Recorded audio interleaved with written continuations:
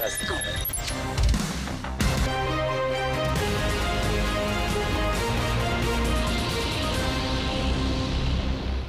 Assalamualaikum, salam Malaysia Madani. Saya Sahih Samsudin. Anda sedang menyaksikan Berita Parlimen.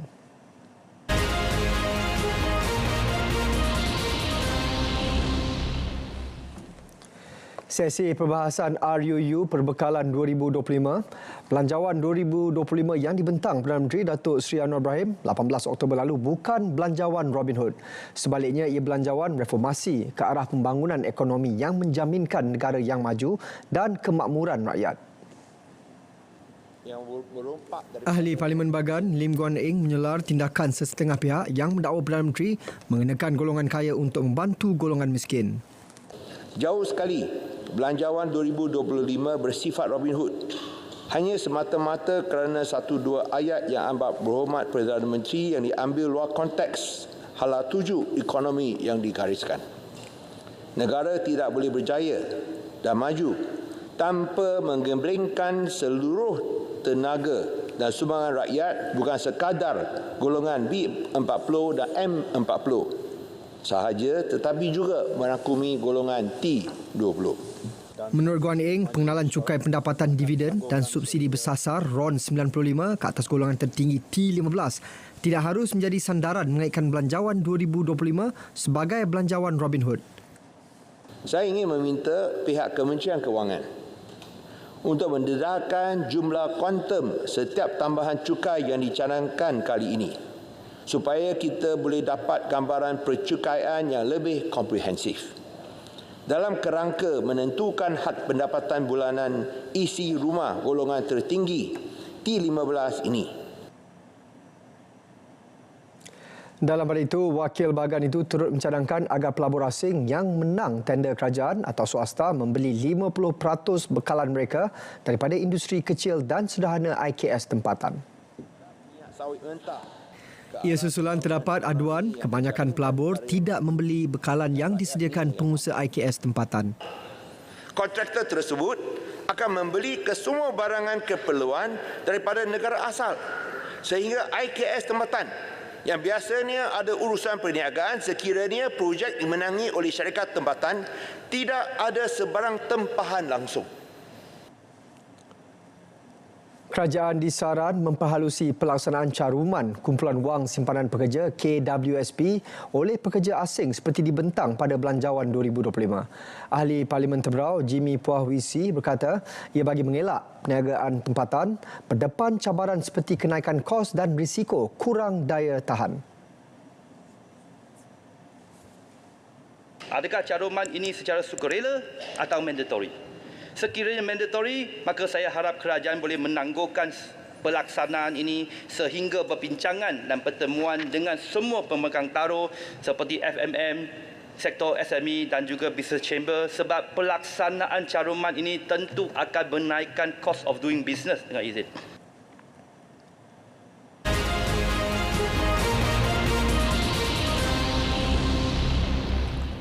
Pengauditan terhadap 2,000 syarikat berkaitan kerajaan GLC perlu campur tangan dari Ketua Audit Negara.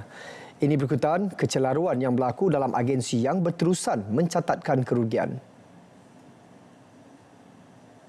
Perdana Menteri Datuk Seri Anwar Ibrahim memaklumkan meskipun peranan mereka tidak seperti syarikat swasta, namun prestasi agensi berkenaan tetap perlu dinilai.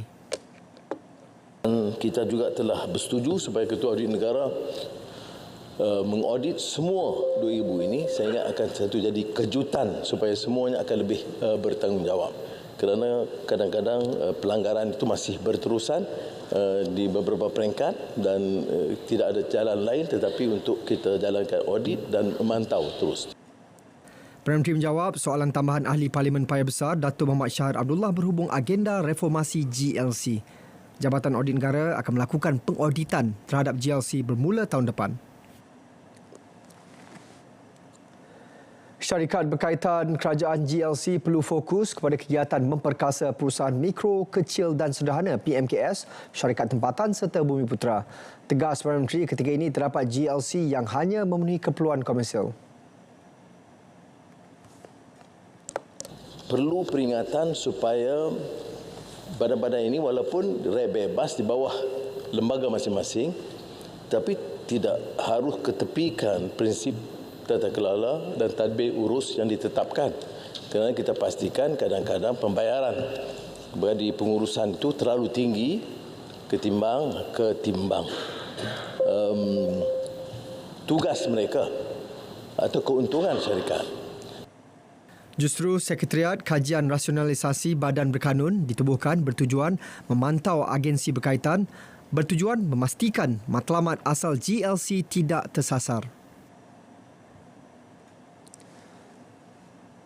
Penggabungan 3 bank yang memberi tumpuan kepada perusahaan kecil dan sederhana PKS tetap diteruskan. Ia melibatkan Bank Pembangunan Malaysia Berhad, Exim Bank dan SME Bank.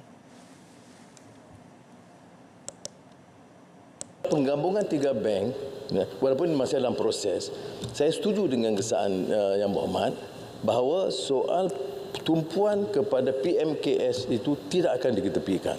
Ya, di antara syarat-syarat yang ditekankan oleh bank negara yang memantau soal penggabungan, walaupun terlalu awal untuk saya berikan komen, tetapi syarat PMKS, syarat pinjaman Bumiputera itu tetap dijadikan satu ukuran dan dasar daripada penggabungan ini. Datuk Seri Anwar menjawab soalan tambahan Wakil Kubang Pasu, Datuk Wira Dr. Ku Abdul Rahman Ku Ismail, berhubung penggabungan ketiga-tiga bank itu. Beliau sebelum ini mengumumkan bahawa institusi kewangan pembangunan akan disusun semula menerusi 3 bank berkenaan pada pembentangan Belanjawan 2024. Pendekatan kerajaan untuk menoktahkan miskin tegar dan membasmi kemiskinan dilaksanakan tanpa mengira kaum dan golongan. Perdana Menteri Datuk Seri Anwar Ibrahim menegaskan ia bagi memastikan semua rakyat di negara ini mendapat hak masing-masing berpandukan Perlembagaan Persekutuan. Tidak benar kalau dikatakan hanya untuk Melayu. Tapi tentunya jumlah ini besar dan jumlah majoriti kepada masyarakat Melayu. Jadi saya harap dengan penjelasan ini jelas, dan kalau ada kenyataan di sebaliknya, itu boleh maklum kepada saya. Kerana ini bertentangan dengan dasar kita. Siapa saja termasuk golongan miskin tegar, asalkan dia warga negara, dia wajib dibantu tanpa diskriminasi. 4.4 juta kenderaan dari Singapura memasuki kedua-dua pintu masuk Johor dan Singapura dengan kutipan caj jalan RC mencecah 87.94 juta ringgit setakat September lalu. Secara purata, 16,107 kenderaan memasuki Malaysia dan Singapura setiap hari. Kita akan cuba meyakinkan dan juga berunding dengan pihak Kementerian Kewangan supaya kutipan recharge ini disalurkan semula untuk tujuan pengangkutan awam. Dan memang betul bahawa apabila RTS siap kelak, kita memerlukan lebih banyak rangkaian bas di kawasan Johor Bahru, dan sudah tentu memerlukan peruntukan tambahan, dan mungkin salah satu caranya ialah kita dapat berunding dengan Kementerian Kewangan supaya apa yang dikutip melalui recharge ini disalurkan kembali kepada pengangkutan awam di Johor Bahru. Lok menjawab soalan Wakil Bakri Tan Hong Pin yang meminta purata jumlah kenderaan merentas sempadan Johor Singapura setiap hari mengikut pecahan jenis kenderaan dan jumlah kenderaan Singapura serta hasil kutipan RC. Sebarang perhimpunan awam perlu dimaklumkan terlebih dahulu kepada PDRM dalam tempoh 5 hari sebelum penganjurannya. Timbalan Menteri Dalam Negeri Datuk Seri Dr. Syamsul Anwar Nasarah berkata ia selaras undang-undang yang digariskan di bawah Akta Perhimpunan Aman 2012. Pemberitahuan perhimpunan di bawah Seksyen 9 dalam kurungan 1 Akta 736 perlu memenuhi keperluan yang telah ditetapkan di bawah Seksyen 10 Akta 736. Permohonan permit yang dimaksudkan ialah pemberitahuan perhimpunan. Untuk makluman Yang Berhormat, pemberitahuan perhimpunan di bawah Seksyen 9 kurungan 1 Akta 736 perlulah memenuhi keperluan yang telah ditetapkan di bawah Seksyen 10 Akta 736. Antaranya adalah melengkapkan borang pemberitahuan yang mengandungi butiran perhimpunan, anggaran jumlah peserta dan individu yang dilantik oleh penganjur untuk memastikan perhimpunan berjalan dengan teratur dan memenuhi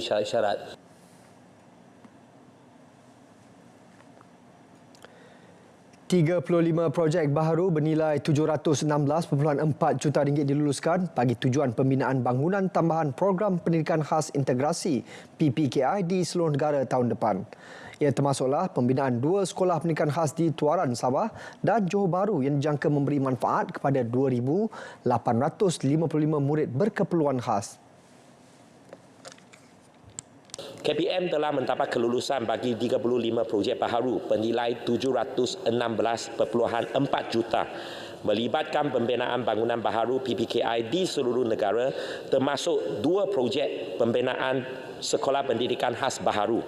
Tadi ada 2 projek yang sedang dalam binaan.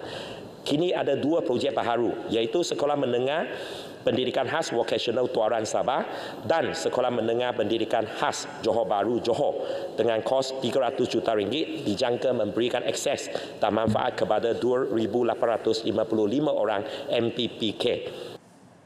2 sekolah pendidikan khas baharu juga kini dalam proses pembinaan iaitu SMPKV Padawan di Sarawak dan Sekolah Menengah Kebangsaan Pendidikan Khas Bandar Enstek di Negeri Sembilan.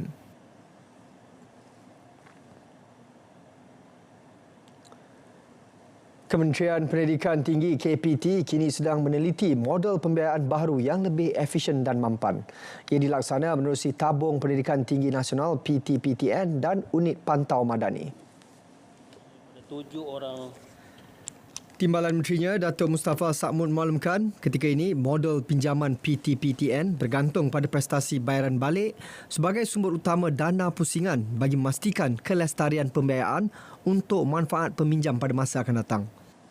Sebarang keperluan atau kekurangan dana bagi tujuan pembiayaan pinjaman PTPTN akan ditampung dengan perolehan dana melalui pinjaman daripada institusi kewangan tempatan atau melalui pengeluaran sukuk dengan jaminan kerajaan. PTPTN telah memberhentikan tindakan penguatkuasaan bayaran balik pinjaman serta sekatan perjalanan kepada peminjam ingkar sejak Jun 2018. Namun PTPTN dari masa ke semasa mengingatkan peminjam mengenai tundakan dan tanggungjawab mereka untuk membuat bayaran balik.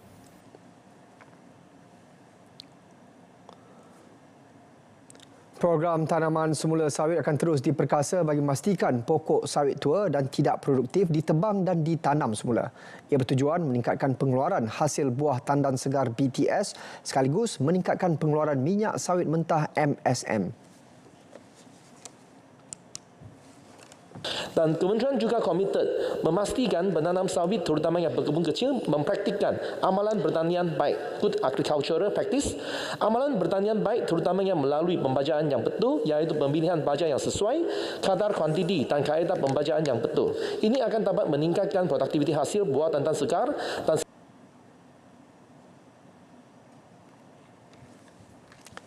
Sekian berita Parlimen dari sungai hingga ke segara Palestin. Pasti merdeka. Saya Zahid Samsudin. Assalamualaikum. Salam Malaysia Madani.